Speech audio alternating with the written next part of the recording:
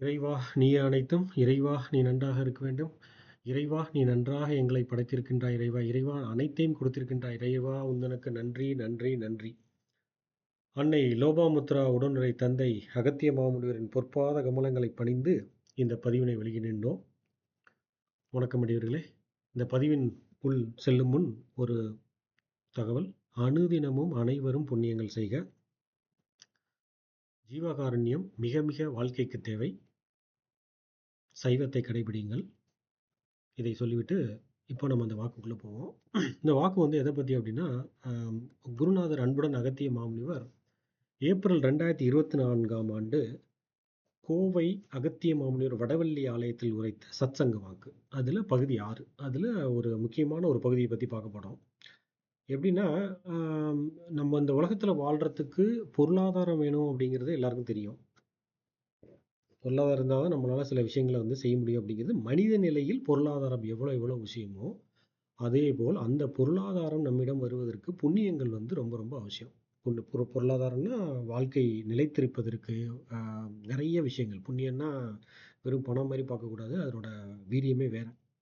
அப்போது அந்த கோவை வடவள்ளியில் குருநாதர் அன்புடன் அகத்திய மாமுனிவர் ஒரு முக்கியமான வாக்கு உரைச்சிருக்காங்க. என்ன அந்த சாராம்சம் அப்படின்னா, அனைவரும் வந்து உயிரோடு இருக்கிறப்ப சில தான தர்மங்கள் கட்டாயம் பண்ணியே ஆகணும். அதுதான் பரம்பரையை வந்து காப்பாற்றும். அதோடு இல்லாமல் வந்து குடும்பத்தை வந்து பயங்கரமாக காப்பாற்றும். இது எப்படிப்பட்ட ஒரு முக்கியமான வாக்கு. இந்த வாக்கை கொஞ்சம் முதல்ல பார்ப்போம். இது எங்கே வந்திருக்கு அப்படின்னா, சித்தனூர் வலைதளத்தில் 1826ஆவது வாக்காக வந்திருக்கு. அன்புடன் அகத்தியர் கோவை வடவள்ளி 6 அப்படின்ற வாக்காக வந்திருக்கு. அதில் உள்ளதை ஒரு பகுதியை இப்போ பார்க்க போகிறோம் நம்ம. முதல்ல குருநாதரோட வாக்கை பார்த்துவிட்டு அதன் பின் அதன் விளக்கத்தை காண்போம். அப்பனே, இதனால் பல உண்மைகள் இருக்கின்றதப்பா. அப்பனே, நிச்சயம் நீங்கள் அனைவருமே புண்ணியம் செய்ய வேண்டும் அப்பனே. அப்பனே, ஏன் எதற்காக சொன்னேன் என்றால், அப்பனே, புண்ணியங்கள் செய்வதில் மீண்டும் இவ்வான்மா பிறப்பெடுத்து கஷ்டங்கள் படும் அப்பா. அப்பனே, ஏன் எதற்காக அப்பனே நீர்தானம் செய்ய சொன்னேன் அப்பனே. ஏன் எதற்காக என்று யாராவது இளமையில், அதாவது இளமையில் உயிரோடு நீர்தானம் செய்யாமல் எதை என்று அறியறிய, ஆனால் இறக்கும்போது, அதாவது கடைசி காலத்தில் அடுத்தவர்கள் அவர்களுக்கு செய்வார்கள் அப்பா. அப்பனே, என்ன லாபம் அப்பனே. இதில் என்ன சொல்கிறாங்கன்னா, உயிரோடு இருக்கிறப்ப நீர்தானம் கட்டாயமாக செஞ்சே ஆகணும். உயிரோடு இருக்கிறப்போ அந்த நீர்தானம் செய்யலைன்னா கடைசியில் அவங்க இறக்குறப்போ நம்ம ஒருத்தர் இறக்குறப்போ அவருக்கு சில நீர்தானம்லாம் நம்ம கொடுப்போம் இல்லைங்களா, பால் ஊற்றுறது அந்த மாதிரிலாம் சில சடங்குகள்லாம் செய்கிறோம் இல்லைங்களா. அந்த மாதிரி அடுத்தவங்க வந்து செய்கிறது எதுக்கு, அந்த அந்த அந்த ஈவெண்ட்டோட முக்கியமான ஒரு தன்மையை சொல்கிறாங்க. இங்கே உயிரோடு இருக்கப்பே செய்ய வேண்டும். அதை மாதிரி அப்படி செய்யாமல் கடைசியில் மிச்சவங்க போய் அவருக்கு சொன்னால் அது என்னப்பா லாபம் அது அப்படின்னு கேட்டுட்டு அடுத்த கேட்குறாங்க குருநாதர் அன்புடன் அகத்திய மாமுனிவர். அதோடு இல்லாமல், அப்பனே, உயிரோடு இருக்கும்போது ஒருவன் செய்ய வேண்டியவை சொல்கின்றேன் அப்பனே. இங்கே ரொம்ப ரொம்ப முக்கியமாக உயிரோடு இருக்கிறப்போ ஒருத்தர் அவசியமாக செய்ய வேண்டிய தானத்தை சொல்லியிருக்காங்க. அந்த தானம் என்னன்னு பார்ப்போம். நீர் தானம் செய்ய வேண்டும் அப்பனே. மோர் தானம் செய்ய வேண்டும். அறிந்தும் கூட குடை தானம் செய்ய வேண்டும். அறிந்து கூட உடுத்த ஆடைகள் தானம் செய்ய வேண்டும் அப்பனே. அவை மட்டும் இல்லாமல் அப்பனே, இன்னும் மனிதனுக்கு என்னென்ன தேவையோ அவையெல்லாம் தானம் செய்தால்தான் அப்பனே நீ போகும்போது, அதாவது இறந்த பின்னர் இறைவன் அழைத்துச் செல்வான். அப்படி இல்லை என்றால் மீண்டும் பிறவி எடுத்து, அதாவது நீங்கள் செய்யவில்லை என்றால் உங்கள் குடும்பத்திற்கே கஷ்டங்கள் வந்துவிடும் என்பேன் அப்பனே. சொல்லிவிட்டேன் அப்பனே. இது தேவையா அப்பனே. முதலில் அதனை தெரிந்து கொள்ளுங்கள் அப்பனே. பல வகை புண்ணியங்கள் செய்தல், அதாவது அதை தெரிந்து கொள்ளாமல் அப்பனே அனைத்தும் என்னிடத்தில் கேட்டால் அப்பனே எப்படியப்பா எங்கள் வாக்குகள் உரைப்பது சொல்லுங்கள் அப்பனே.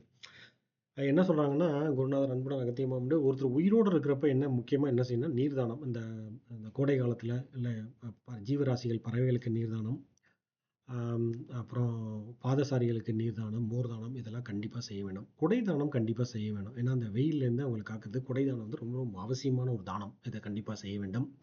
உடுத்த ஆடைகள் சாய வேண்டும். அது மட்டும் இல்லாமல், அதாவது ஒரு குழந்தை பிறந்ததுலேருந்து இப்போ வந்து ஒரு பெண்ணுக்கு வளைகாப்பு நடக்குதுன்னா அதுலேருந்து, அதாவது இப்போ ஒருத்தவங்க ஒரு உயிர் உருவாக போகுது.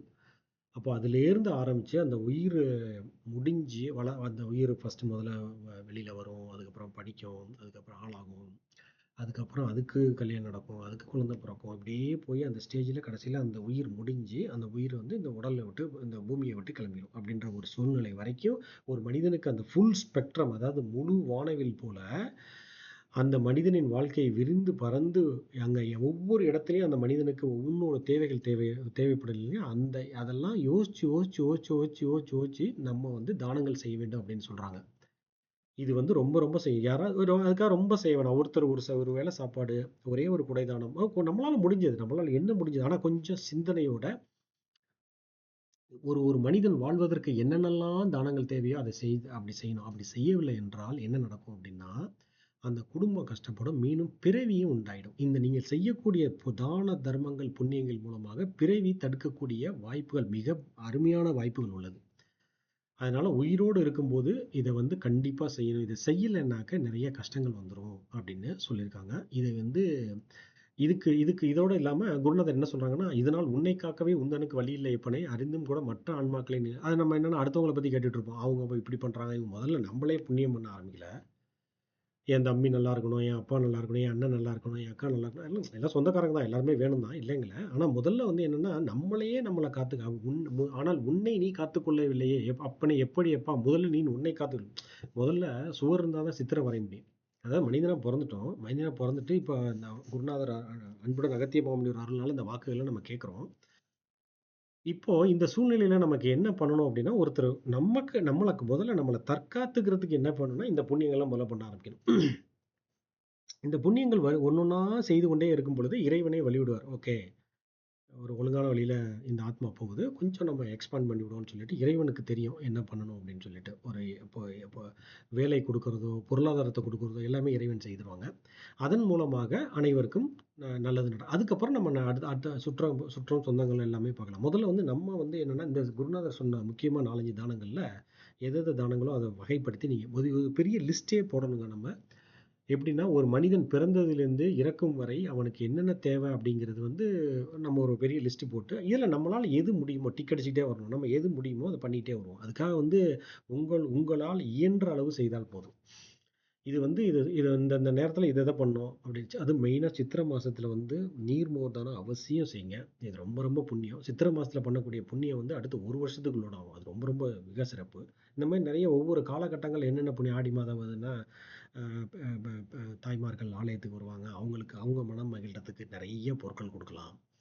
இது மாரி அப்புறம் குழந்தைகள் கல்லூரிக்கு போறாங்க, கல்விச்சாலைக்கு போறாங்க. அவங்களுக்கு நெறைய குடுக்கலாம். இந்த மாரி பல்வேறு நிலைகள்ல நம்மளால இயன்ற அளவு ஒவ்வொருத்தரும் தானங்கள் செய்யணும். அதுக்காக வந்து இப்ப என்னால முடியல அப்படின்றது அந்த வார்த்தைய தவிர்த்துட்டு, என்னால என்ன செய்ய முடியும்? என்னோட ஒரு சக்திக்கு உட்பட்டு நான் என்ன செய்ய முடியுமோ அத செஞ்சுக்கிட்டே இருங்க. இன்னைக்கு நான் யாருக்காவது உதவணும்னா செஞ்சுட்டு அதுதான் முக்கியமா வேணும். அதாவது இப்ப என்ன சொல்றாங்கன்னா, உயிரோடு இருக்கும்போதே சில இது முக்கியமான ஒரு வாக்கு சொல்றாங்க. உயிரோடு இருக்கும் பொழுதே சில சாலங்கள் செய்துவிட வேண்டும் என்பேனப்பனே, அப்போதுதான் பரம்பரை காக்கும். இல்லையென்றால் பரம்பரை அழிந்துவிடும். ஒரு பரம்பரை ஏன் செழித்து வாழுது அப்படின்னா, இப்ப நம்ம என்ன நினைக்கிறோம், நமக்கு புள்ள, பேரக்குழந்தை இப்படியே போயிட்டே இருக்கணும். 2, 4, 2 குழந்தைங்க. அந்த 2 குழந்தைக்கு 2, 2 4 குழந்தைங்க. அந்த 4 குழந்தைக்கு பேரக்குழந்தை, பேரக்குழந்தையோட இது அப்படியே போயிட்டே 4, 8, 16 அப்படியே சந்ததி விரிஞ்சு போணும். பல தலைமுறை நிக்கணும். 21 தலைமுறை, 50 தலைமுறை இருக்குன்னு சொல்லி ஆசைகள் இருக்கும் நமக்கு. ஆனா, இந்த பரம்பரைய வந்து வளர்த்து விடுறதே நீங்கள் செய்யக்கூடிய தான தர்மங்கள், புண்ணியங்கள் தான். அதனால தான் ரொம்ப ரொம்ப இது முக்கியமான வாக்கு. உயிரோடு இருக்கும் பொழுதே சில தானங்கள் செய்துவிட வேண்டும் என்பேன் அப்பனே. அப்போதுதான் பரம்பரையை காக்கும். இல்லை என்றால் பரம்பரை அழிந்துவிடும். இப்போ வந்து அதோட அந்த மாரி வந்து நெறைய வாக்குகள் சொன்னாங்க. குருநாதர். இது வந்து என்னன்னாக்கா, நான் யான் அப்பனே யான் சொல்லியதை கேட்டால் அப்பனே தர்மத்தை நிலைநாட்ட அன்பன் சுவடிகள் உன்னிடத்திலே உன்னை தேடி வரும். அப்ப வாக்கு வந்து நீங்க வாக்கு தேடி போக வேணாம். வாக்கு உங்களுக்கு வரும்ன்னு தான் சொல்லியிருக்காங்க குருநாதர். அதனால இது வந்து என்னன்னா, இது ரொம்ப ரொம்ப முக்கியம். அதனால இந்த இந்த வாக்கு வந்து மிக மிக இந்த வாக்கோட அந்த லிங்க்கு, அந்த முக்கியமான செய்திகள் எல்லாத்தையுமே இந்த டிஸ்கிரிப்ஷன்ல குடுக்குறோம். அந்த இடத்துல போய் பார்த்துக்கங்க. அடியவர்கள் அவசியமாக அனுதினமும் புண்ணியங்கள் செய்க. புண்ணியங்களே உங்களையும் உங்கள் பரம்பரை காக்கும். உயிரோடு இருக்கும்போது அவசியம் செய்ய வேண்டிய தானங்கள்ன்றதுக்கு பதிலா, உயிரோடு இருக்கும்போது பரம்பரை அழியாமல் செய்ய வேண்டிய தானங்கள் அப்படின்னு கூட நம்ம சொல்லிக்கலாம். அந்த மாரி இது ஒரு முக்கியமான ஒரு பகுதி இது. அதனால அடியவர்கள் அவசியம் இத ஒரு மனசுல வச்சுக்கிட்டு, எப்போ உங்களால உங்கள் சக்திக்கு உட்பட்டு எது எது செய்ய முடியுமோ செய்து கொண்டே இருங்கள். நல்லதே நடக்கும். புண்ணியங்கள் அனுதினமும் செய்க. நன்றி. அன்னை ஸ்ரீ லோபாமுத்ரா உடனுரை தந்தை அகத்திய மாமலை திருவடிகள் சமர்ப்பணம். சர்வம் சிவார்ப்பணம்.